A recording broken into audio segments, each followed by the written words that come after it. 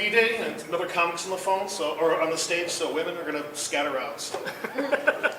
No, the other day, I was talking to my buddy on the phone, and he was telling me that he and his girlfriend, who's a lovely woman, by the way, that they're working on their communication. And working on their communication, he's kind of barking about it, and he says that she wants him to be more honest and have more of a pleasant tone. And he's kind of grumbling about it. I'm like, man, you can do that. Us guys here, we can do that, right? Yeah. We're communicating, be honest, have more of a pleasant tone. Just like, honey, yes, I will watch all Love Island episodes with you, and simultaneously dream of transporting myself into a pool filled with sharks and exposed toasters plugged into various electrical outlets. Right? Being honest, having a pleasant tone. Right, honey? Oh, that comment I made about you, about me wanting to put Carolina Ghost Peppers in my boxer briefs, give me greater joy than visiting your mom, way out of line. Right?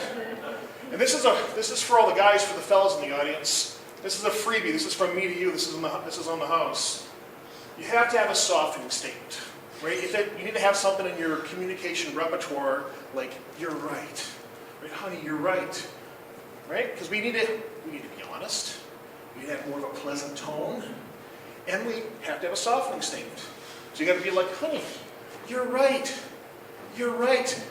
Watching YouTube clips of the movie Jaws, because it's the greatest movie of all time, can't compare to another one of your organic broccoli casserole creations, because my lack of vitamins A through E is a result of my stupid fantasy football team and my stupid friends. Oh, and that donut beer machine design that I sketched on a napkin, stupid idea, right? Honest, having a pleasant tone. See, when we have, that's on relationships. I think it shouldn't be limited to relationships. You need to have honesty and a pleasant tone on other things, like when you're on a blind date. See, when you're on a blind date, you have to do what? You need to ask questions, right? What do you do for a living? Do you have any kids? On a scale from 1 to 10, how would you rate your ex's craziness? And the answer is always an 11. But that's what we do, right? We ask questions. So here's some of the questions and some responses from a real blind date with this guy that has a third-rate wannabe Indiana Jones jacket on. So we're at some bar in Crystal and Fridley somewhere, and we're at the bar and we're having drinks, and I just said, well, what keeps you busy during the day? Exact response. I'm waiting for a settlement because I got electrocuted at work. So, okay. So do I respond as a comic, or do I respond as a sensitive guy? Because the comic wants to say, oh, did you hear about the orchestra that got electrocuted? Oh, they blamed it on the conductor. Super cheesy, I know. It's not really funny, a little bit funny. But I was going to be sensitive. Right? I'm going to say, no. Oh my gosh, are you okay? She's like, yeah, I'm fine. Well, where do you work at? Now, she wouldn't really tell me, so I'm thinking, okay, well, maybe it's too traumatic. She signed a non-disclosure agreement, fine, whatever. She then tells me that her dating range is between 21 years old and 81 years old. 21 years old and 81 years old.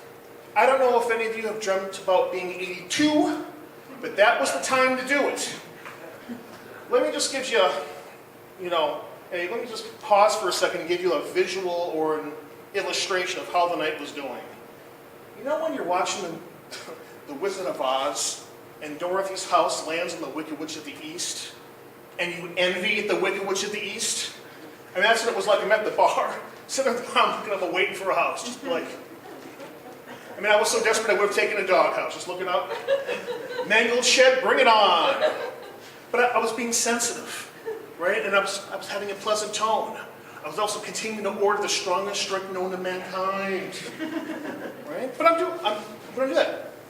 So then she's like, she says that she wants to go to a karaoke bar, okay? And I'm like, all right, sure. She's like, yeah, it's like just kind of like this. I'm thinking, man, I haven't shit like that since I ate things that rhyme with brooms. But okay, we get to the karaoke bar, and we get inside.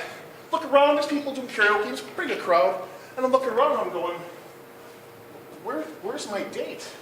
So we're gonna do a little bit of an audience multiple choice with Tom here. Where was my date?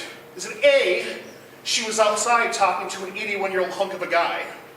Was it 2, or it was a B, She was on the phone with UPS because some of her pheromone packages were misrouted.